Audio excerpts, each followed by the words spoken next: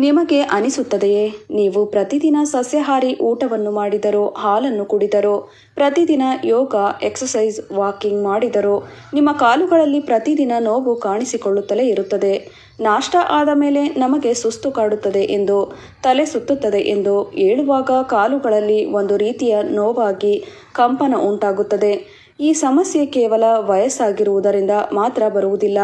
ದೇಹವು ನಿಧಾನವಾಗಿ ತನ್ನನ್ನು ತಾನು ಪುನಃ ಸ್ಥಾಪಿಸಿಕೊಳ್ಳುವುದು ನಿಧಾನವಾಗಿ ಕಡಿಮೆಯಾಗುತ್ತದೆ. ಇದು ಈಗ ದುರ್ಬಲಗೊಳ್ಳುತ್ತಿರುವ ಒಂದು ಪ್ರಮುಖ ಪ್ರಕ್ರಿಯೆಯಾಗಿದೆ. ಆದರೆ ಒಂದು ಖುಷಿ ಸುದ್ದಿ ಏನೆಂದರೆ, ನೀವು ಈ ಪ್ರಕ್ರಿಯೆಯನ್ನು ಮತ್ತೆ ಮೊದಲಿನಂತೆ ಮಾಡಲು ಸ್ವಲ್ಪ ಊಟದಲ್ಲಿ ಬದಲಾವಣೆಯನ್ನು ಮಾಡಿಕೊಳ್ಳಬೇಕಾಗುತ್ತದೆ. ಯಾವುದೇ ಔಷಧಿಗಳ ಅವಶ್ಯಕತೆ ಇಲ್ಲ, ಡಯಟ್ ಮಾಡುವ ಅವಶ್ಯಕತೆಯೂ ಇಲ್ಲ. ಲಕ್ಷಾಂತರ ಜನರಿಗೆ 90ರಿಂದ 100 ವರ್ಷಗಳ ಆರೋಗ್ಯಕರ ಜೀವನವನ್ನು ನೀಡಿದ 5 ಪ್ರಸಿದ್ಧ ಜಪಾನಿನ ಡಾಕ್ಟರ್ ಪ್ರತಿದಿನ ಅನುಸರಿಸುವ ಅದೇ ಸರಳ ನಿಯಮಗಳನ್ನು ಅನುಸರಿಸಿ.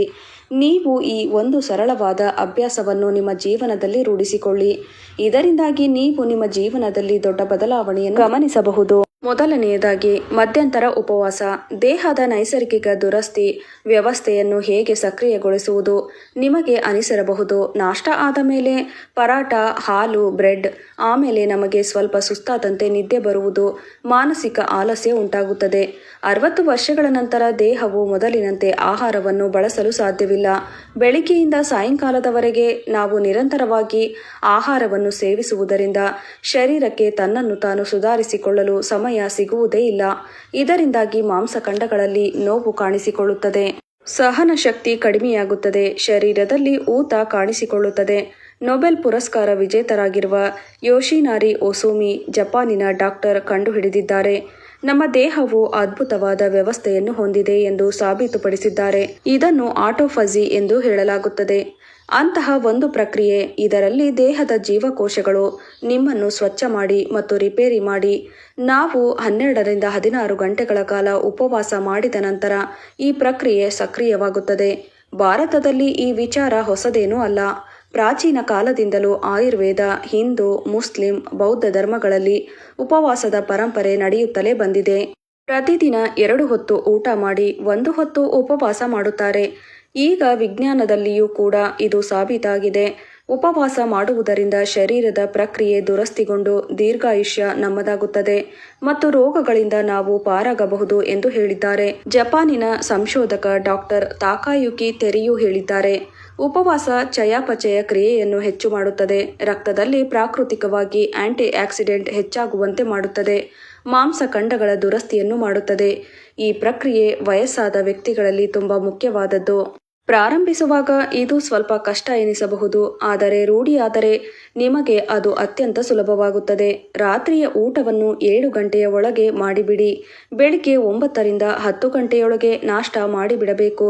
ಬೆಳಿಗ್ಗೆ 1 ಗ್ಲಾಸ್ ಬಿಸಿ ನೀರು, ಅರಿಶಿಣ, ಶುಂಠಿಯ ಮಿಶ್ರಣವನ್ನು ಕುಡಿಯಬೇಕು. ಹಣ್ಣು, ತರಕಾರಿಗಳನ್ನು ಸೇವಿಸಬೇಕು. ಇದರಿಂದಾಗಿ ದೇಹಕ್ಕೆ ಹೆಚ್ಚಿನ ಸ್ಟ್ರೆಸ್ ಆಗುವುದಿಲ್ಲ. ನಾವು ದೇಹಕ್ಕೆ ಇದರಿಂದ ಸ್ವಲ್ಪ ವಿಶ್ರಾಂತಿ ಕೊಟ್ಟಂತಾಗುತ್ತದೆ. ಈ ಎಲ್ಲ ಆಹಾರಗಳು ಶರೀರಕ್ಕೆ ಪ್ರಾಕೃತಿಕ ಉಪಹಾರಗಳು. ಇದರಿಂದ ಚಯಾಪಚಯ ಕ್ರಿಯೆ ತುಂಬಾ ಸುಲಭವಾಗಿ ನಡೆದು ಹೋಗುತ್ತದೆ. ತಜ್ಞರ ದೃಷ್ಟಿಕೋನ ಏಕೆ ಮಧ್ಯಂತರ ಉಪವಾಸವೇ ಅಂತಿಮ ಪರಿಹಾರ ಎಂದು ಹೇಳಿದ್ದಾರೆ. ನೊಬೆಲ್ ವಿಜೇತ ಒಸೊಮಿ ಅವರು ಇದನ್ನು ಸಾಬೀತುಪಡಿಸಿದ್ದಾರೆ. ನಾವು ಪ್ರತಿ 3 ಹೊತ್ತು ಭಾರಿ ಭೋಜನವನ್ನು ಮಾಡುವುದು, ನಡುವೆ ಸ್ನ್ಯಾಕ್ಸ್ ತಿನ್ನುವುದರಿಂದ ಪಚನಕ್ರಿಯೆ ಸರಿಯಾಗಿ ನಡೆಯುವುದಿಲ್ಲ. ತನ್ನನ್ನು ತಾನು ಸ್ವಚ್ಛಗೊಳಿಸಲು ಸಮಯ ದೇಹಕ್ಕೆ ಸಿಗುವುದಿಲ್ಲ. ಇದರಿಂದಾಗಿ ದೇಹಕ್ಕೆ ಬೇಗ ಬೇಗ ವಯಸ್ಸಾಗಲು ಶುರುವಾಗುತ್ತದೆ. ಮಾಂಸಖಂಡಗಳು ನೋವಾಗಲು ಶುರುವಾಗುತ್ತವೆ. ಅದರ ಜೊತೆ ರೋಗಗಳು ಬರಲು ಶುರುವಾಗುತ್ತವೆ. ನೀವು 1 ಹೊತ್ತು ಉಪವಾಸ ಮಾಡುವುದರಿಂದ ದೇಹಕ್ಕೆ ಖಾಲಿ ಸಮಯ ಸಿಕ್ಕಂತಾಗುತ್ತದೆ. ತನ್ನನ್ನು ತಾನು ಸ್ವಚ್ಛ ಮಾಡಿಕೊಂಡು ನಮಗೆ ಆರೋಗ್ಯವನ್ನು ಒದಗಿಸುತ್ತದೆ. ನೀವು ಉಪವಾಸ ಮಾಡಿದಾಗ ಶರೀರ ಪಚನ ಕ್ರಿಯೆಯನ್ನು ಬಿಟ್ಟು ನಿಮ್ಮ ದೇಹದಲ್ಲಿರುವ ದುರಸ್ತಿ ಕಾರ್ಯಗಳನ್ನು ಶುರು ಮಾಡುತ್ತದೆ. ಎಲ್ಲಿ ನೋವುಗಳು ಇರುತ್ತವೆ ಅದನ್ನು ಶಮನ ಮಾಡುತ್ತದೆ. ತಜ್ಞರ ಪ್ರಕಾರ ಉಪವಾಸ ಮಾಡುವುದರಿಂದ ನಮ್ಮ ದೇಹಕ್ಕೆ 3 ಉಪಯೋಗಗಳು ಆಗುತ್ತವೆ. ದೇಹದ ದುರಸ್ತಿ ಕಾರ್ಯ ಸಕ್ರಿಯಗೊಳ್ಳುತ್ತದೆ, ಸತ್ತು ಹೋಗಿರುವ ಜೀವಕೋಶಗಳನ್ನು ಹೊರಗೆ ಹಾಕುತ್ತದೆ, ಮಾಂಸಖಂಡಗಳನ್ನು ರಿಪೇರಿ ಮಾಡುತ್ತವೆ, ರಕ್ತ ಚಲನೆಯನ್ನು ಸರಿ ಮಾಡುತ್ತದೆ, ಟೈಪ್ 2 ಡಯಾಬಿಟಿಸ್ನ ತೊಂದರೆಗಳನ್ನು ಕಡಿಮೆ ಮಾಡುತ್ತದೆ. ಕಾಲುಗಳಲ್ಲಿ ಆಗುವ ಊತವನ್ನು ಕಡಿಮೆ ಮಾಡುತ್ತದೆ, ಕೀಲು ನೋವನ್ನು ಕಡಿಮೆ ಮಾಡುತ್ತದೆ, ಶಕ್ತಿ ಹೆಚ್ಚಾಗುತ್ತದೆ. ಆಗ ನಮಗೆ ಯಾವುದೇ ಔಷಧಿಗಳ ಅವಶ್ಯಕತೆ ಇರುವುದಿಲ್ಲ. ಯಾವುದೇ ರೀತಿಯ ದುಬಾರಿಯಾದ ಸಪ್ಲಿಮೆಂಟ್ಗಳು ಬೇಡ. ಕೇವಲ 12ರಿಂದ 16 ಗಂಟೆಗಳ ಉಪವಾಸ ಮಾಡಿದರೆ ಸಾಕು. ಶರೀರ ಮತ್ತೆ ಮೊದಲಿನಂತೆ ಚುರುಕುಗೊಳ್ಳುತ್ತದೆ. ಇದರಿಂದಲೇ ಜಪಾನಿನ ಡಾಕ್ಟರ್ಗಳು ಸಜೆಷನ್ ಮಾಡುವುದು ಬೆಳಿಗ್ಗೆ ಹೆವಿ ನಾಷ್ಟಾದ ಬದಲು ಈ ರೀತಿಯ ತರಕಾರಿ ಹಾಗೂ ಹಣ್ಣಿನ ಪಾನೀಯಗಳನ್ನು ಸೇವಿಸಬೇಕು ಎಂದು ಹೇಳುತ್ತಾರೆ. ಇದರಿಂದಾಗಿ ಶರೀರಕ್ಕೆ ಆರಾಮ್ ಸಿಗುತ್ತದೆ. ನೀವು ಸರಿಯಾದ ರೀತಿಯ ಆಹಾರ ಪದ್ಧತಿಯನ್ನು ಬಳಸುವುದರಿಂದ, ಉಪವಾಸ ಮಾಡುವುದರಿಂದ ನೀವು ಕಳೆದುಕೊಂಡಿರುವ ನಿದ್ದೆ ಮತ್ತೆ ಮೊದಲಿನಂತೆ ಸರಿ ಹೋಗುತ್ತದೆ. ನಿಮ್ಮ ಕಾಲುಗಳಲ್ಲಿನ ಮಾಂಸಖಂಡಗಳಲ್ಲಿನ ನೋವು ಸರಿ ಹೋಗುತ್ತದೆ. 2. 80% ಮಾತ್ರ ನಾವು ಊಟ ಮಾಡಬೇಕು. ನಿಮಗೆ ನೆನಪಿದೆಯೇ, ನಮ್ಮ ತಾಯಿ ಹಾಗೂ ಅಜ್ಜಿ ಹೇಳುತ್ತಿದ್ದರು, ಹೊಟ್ಟೆ ಬಿರಿಯುವಂತೆ ಊಟ ಮಾಡಬೇಡಿ ಎಂದು. ಉಸಿರಾಡುವುದಕ್ಕೆ ಸ್ವಲ್ಪ ಜಾಗವನ್ನು ಬಿಡು. ಜಪಾನ್ನಲ್ಲಿ ಈ ವಿಚಾರ ತಮ್ಮ ಜೀವನ ಶೈಲಿಯಾಗಿ ಬಿಟ್ಟಿದೆ. ನಮ್ಮ ದೇಹದಲ್ಲಿ 80% ಊಟವನ್ನು ನಾವು ಸೇವಿಸಿದ ಮೇಲೆ ಮುಂದೆ ಊಟ ಮಾಡುವುದನ್ನು ಬಿಟ್ಟು ಬಿಡಬೇಕು. ಜಪಾನಿನ ಓಸಿನಾವೋ ಎನ್ನುವ ಕ್ಷೇತ್ರದಲ್ಲಿ 100 ವರ್ಷಕ್ಕಿಂತಲೂ ಹೆಚ್ಚು ಆಯಸ್ಸನ್ನು ಹೊಂದಿರುವ ಜನರು ಅಲ್ಲಿ ಈಗಲೂ ವಾಸ ಮಾಡುತ್ತಿದ್ದಾರೆ. ಇದೇ ಪರಂಪರೆ ಮುಂದುವರೆದುಕೊಂಡು ಬಂದಿದೆ. ಅಲ್ಲಿದ್ದ ಪ್ರತಿಯೊಬ್ಬ ಮಹಿಳೆಯರು ಪ್ರತಿದಿನ ವಾಕಿಂಗ್ ಮಾಡುತ್ತಾರೆ, ತಮ್ಮ ತಮ್ಮ ಕೆಲಸಗಳನ್ನು ತಾವೇ ಮಾಡಿಕೊಳ್ಳುತ್ತಾರೆ ಹಾಗೂ ಯೋಗ ಮಾಡುತ್ತಾರೆ.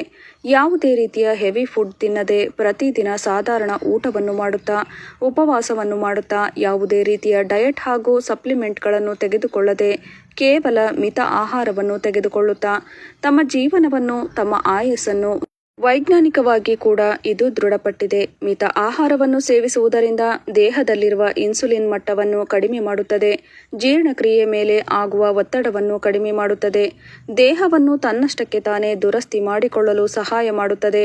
ಡಾಕ್ಟರ್ ಹೇಳುವ ಪ್ರಕಾರ ಕಡಿಮೆ ಆಹಾರವನ್ನು ತಿನ್ನುವುದರಿಂದ ದೇಹವನ್ನು ಚುರುಕುಗೊಳಿಸುತ್ತದೆ, ಮನಸ್ಸನ್ನು ಶಾಂತಗೊಳಿಸುತ್ತದೆ. ಅವರು ಹೇಳುವ ಪ್ರಕಾರ ಜಾಸ್ತಿ ಸ್ವೀಟ್ಸ್ ತಿನ್ನಬಾರದು, ಸ್ನ್ಯಾಕ್ಸ್ ತಿನ್ನಬಾರದು. ಹೊಟ್ಟೆ ತುಂಬುವುದಕ್ಕಿಂತ ಮುಂಚೆಯೇ ಊಟವನ್ನು ಬಿಟ್ಟು ಬಿಡಬೇಕು. ಆರಂಭದಲ್ಲಿ ಇದು ನಮಗೆ ಕಷ್ಟವೆನಿಸಬಹುದು, ಆದರೆ ಅಭ್ಯಾಸ ಮಾಡುತ್ತಾ ಹೋದರೆ ಎಲ್ಲವೂ ಸರಳವಾಗುತ್ತದೆ.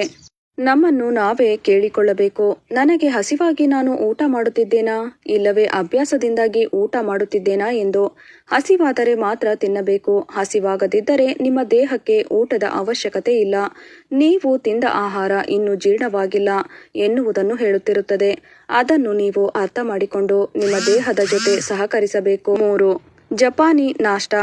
ಅವರು ಬೆಳಿಗ್ಗೆ ಎದ್ದ ತಕ್ಷಣ ಶುಂಠಿ ಹಾಕಿರುವ ಟೀ ತುಂಬಾ ಸಾಧಾರಣವಾದ ನಾಷ್ಟಾ ಮಾಡುತ್ತಾರೆ. ಅಲ್ಲಿನ ಡಾಕ್ಟರ್ ಹೇಳುವ ಪ್ರಕಾರ ನೀವು ಬೆಳಿಗ್ಗೆ ಎದ್ದ ತಕ್ಷಣ ಸರಿಯಾದ ಸಮಯಕ್ಕೆ ಯಾವುದಾದರೂ ತರಕಾರಿ ಅಥವಾ ಹಣ್ಣಿನ ಜ್ಯೂಸ್ ಕುಡಿದು ಲಘು ಆಹಾರವನ್ನು ಸೇವಿಸಬೇಕು ಎಂದು ಹೇಳಿದ್ದಾರೆ.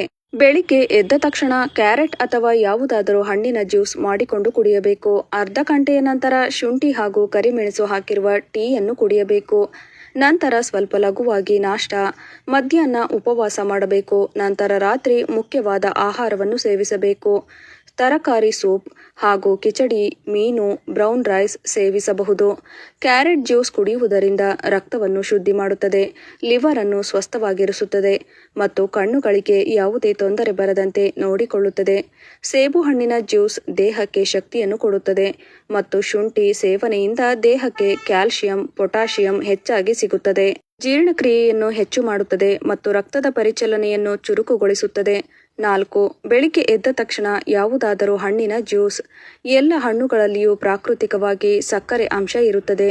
ನೀವು ಜ್ಯೂಸ್ ಸಪ್ಪೆಯಾಗಿದೆ, ಕಹಿಯಾಗಿದೆ ಎಂದು ಜ್ಯೂಸ್ನಲ್ಲಿ ಸಕ್ಕರೆಯನ್ನು ಹಾಕಿ ಕುಡಿಯುವುದರಿಂದ ನಿಮ್ಮ ದೇಹ ಬೆಳಗಿನ ಸಮಯದಲ್ಲಿ ಚಯಾಪಚಯ ಕ್ರಿಯೆಗೆ ಅಡ್ಡಿಯಾಗುತ್ತದೆ. ನಿಮ್ಮ ದೇಹದಲ್ಲಿ ಬೆಳಗಿನ ಸಮಯ ಚಯಾಪಚಯ ಕ್ರಿಯೆ ಸರಿಯಾಗಿ ನಡೆಯದಿದ್ದರೆ ನಿಮ್ಮ ಚರ್ಮದಲ್ಲಿ ಫ್ಯಾಟ್ ಶೇಖರಣೆಯಾಗಲು ಶುರುವಾಗುತ್ತದೆ. ನಮ್ಮ ದೇಹಕ್ಕೆ ಸಕ್ಕರೆ ಅಂಶ ಜಾಸ್ತಿ ಹೋದರೆ ದೇಹದಲ್ಲಿನ ಗ್ಲೂಕೋಸ್ ಅಂಶ ಕೂಡ ಜಾಸ್ತಿಯಾಗುತ್ತದೆ. ಆದ್ದರಿಂದ ಪ್ರಾಕೃತಿಕವಾಗಿ ಹಣ್ಣಿನಲ್ಲಿ ದೇವರು ಸಕ್ಕರೆ ಅಂಶವನ್ನು ಕೊಟ್ಟಿರುತ್ತಾನೆ. ನೀವು ಮತ್ತೆ ಅದಕ್ಕೆ ಸಕ್ಕರೆ ಅಂಶವನ್ನು ಸೇರಿಸುವುದು ಬೇಡ. ಹಣ್ಣು ಹಾಗೂ ತರಕಾರಿಗಳ ಜ್ಯೂಸ್ ಕುಡಿಯುವುದರಿಂದ ದೇಹಕ್ಕೆ ಲಾಭವೇ ಆಗುತ್ತದೆ. ಅದರಿಂದ ಯಾವುದೇ ರೀತಿಯ ತೊಂದರೆಯಾಗುವುದಿಲ್ಲ. ಆದರೆ ಸರಿಯಾದ ಸಮಯಕ್ಕೆ ಇವುಗಳನ್ನೆಲ್ಲ ತೆಗೆದುಕೊಳ್ಳಬೇಕು. 60 ವರ್ಷಗಳ ನಂತರ ಬೆಳಿಗ್ಗೆ ಎದ್ದ ತಕ್ಷಣ ದೇಹಕ್ಕೆ ಲಘುವಾದ ಜ್ಯೂಸ್ ಅಥವಾ ಆಹಾರವನ್ನು ತೆಗೆದುಕೊಂಡು ನಿಧಾನವಾಗಿ ಶುರು ಮಾಡೋಣ. ಅನಾದಿ ಕಾಲದಿಂದಲೂ ಭಾರತದಲ್ಲಿ ಉಪವಾಸ ಮಾಡುವುದು ನಮ್ಮ ಹಿರಿಯರು ಹೇಳಿಕೊಟ್ಟಿರುವ ಆಚರಣೆಯಾಗಿದೆ. ಹಿರಿಯರು ದೇವರ ಹೆಸರಿನಲ್ಲಿ ಉಪವಾಸ ಮಾಡಿ ಎಂದು ಹೇಳುತ್ತಾರೆ. ಆದರೆ ಅವರಿಗೆ ಗೊತ್ತು, ಜನ ಹಾಗೆ ಉಪವಾಸ ಮಾಡಿ ಎಂದರೆ ಮಾಡುವುದಿಲ್ಲ. ದೇವರ ಹೆಸರಲ್ಲಿ ಭಯ ಭಕ್ತಿಯಿಂದ ಉಪವಾಸ ಮಾಡಿ ಎಂದರೆ ಎಲ್ಲರೂ ಉಪವಾಸ ಮಾಡುತ್ತಾರೆ. ಈ ಭಯದಿಂದಲೇ ಹಿಂದಿನ ಜನರು ಉಪವಾಸ ಮಾಡುತ್ತಿದ್ದರು. ಆದ್ದರಿಂದಲೇ ಅವರು 100 ವರ್ಷಗಳ ತನಕ ಆರೋಗ್ಯವಾಗಿ ಇರುತ್ತಿದ್ದರು. ಯಾವುದೇ ಕಾಯಿಲೆಯಾಗಲಿ ಕಾಲು ನೋವಾಗಲಿ ಯಾವುದೂ ಅವರ ಹತ್ತಿರ ಸುಳಿಯುತ್ತಿರಲಿಲ್ಲ. ನಿಮಗೆ ಗೊತ್ತಿರಬಹುದು, ನಿಮ್ಮ ಮನೆಯಲ್ಲಿ ಹಿರಿಯರಿದ್ದರೆ ಅವರು ಯಾವಾಗಲೂ ಹೇಳುತ್ತಲೇ ಇರುತ್ತಾರೆ, ಮನುಷ್ಯ ಜಾಸ್ತಿ ಆಹಾರವನ್ನು ತಿನ್ನುತ್ತಿದ್ದರೆ ಅವನ ಆಯಸ್ಸು ಕೂಡ ಕಡಿಮೆಯಾಗುತ್ತಾ ಬರುತ್ತದೆ ಎಂದು. ಒಂದು ಹೊತ್ತು ಊಟ ಮಾಡಿ ಒಂದು ಹೊತ್ತು ಉಪವಾಸ ಮಾಡಿದರೆ ಜೀವನ ಶಕ್ತಿ ಹೆಚ್ಚಿಗೆಯಾಗುತ್ತದೆ ಹಾಗೂ ನಮಗೆ ಬೇಕಾದ ಶಕ್ತಿ ಆಹಾರದಿಂದ ದೊರೆಯುತ್ತದೆ. ವಯಸ್ಸಾದ ಮೇಲೆ ತಂಗಳು ಆಹಾರವನ್ನು ದಯವಿಟ್ಟು ಸೇವಿಸಬೇಡಿ. ಇದರಿಂದ ನಿಮಗೆ ಯಾವುದೇ ರೀತಿಯ ಪೋಷಕಾಂಶಗಳು ದೊರೆಯುವುದಿಲ್ಲ. ಇದರಿಂದ ನಿಮ್ಮ ಆರೋಗ್ಯ ಹದಗೆಡುತ್ತದೆ ಅಷ್ಟೇ. ಹಿರಿಯರು ಮಾಡಿರುವುದು ಯಾವುದೂ ಸುಳ್ಳಲ್ಲ. ನಮ್ಮ ದೇಶದಲ್ಲಿ ವಿವಿಧ ಸಂಸ್ಕೃತಿಗಳಿವೆ, ವಿವಿಧ ಭಾಷೆಗಳಿವೆ, ವಿವಿಧ ರಾಜ್ಯಗಳಿವೆ. ಪ್ರತಿಯೊಂದು ರಾಜ್ಯಗಳಲ್ಲಿಯೂ ಅವರದೇ ಆದ ಸಂಸ್ಕೃತಿಗಳಿವೆ, ನಿಯಮಗಳಿವೆ. ನಾವು ಕೂಡ ಇನ್ನು ಮುಂದೆ ಹಿರಿಯರು ಹೇಳಿರುವ ನಿಯಮಗಳನ್ನು ಪಾಲಿಸೋಣ. ಸ್ನೇಹಿತರೆ, ಈ ಮಾಹಿತಿ ಇಷ್ಟವಾಗಿದ್ದರೆ ನಮ್ಮ ಚಾನಲ್ಗೆ ಸಬ್ಸ್ಕ್ರೈಬ್ ಮಾಡಿಕೊಳ್ಳಿ, ಲೈಕ್ ಮಾಡಿ ಹಾಗೂ ಶೇರ್ ಮಾಡಿ. ಈ ಮಾಹಿತಿಯ ಬಗ್ಗೆ ನಿಮ್ಮ ಅನಿಸಿಕೆ ಅಭಿಪ್ರಾಯಗಳನ್ನು ಕಮೆಂಟ್ಸ್ನ ಮುಖಾಂತರ ತಿಳಿಸಿ. ವಿಡಿಯೋ ನೋಡಿದ್ದಕ್ಕಾಗಿ ಧನ್ಯವಾದಗಳು.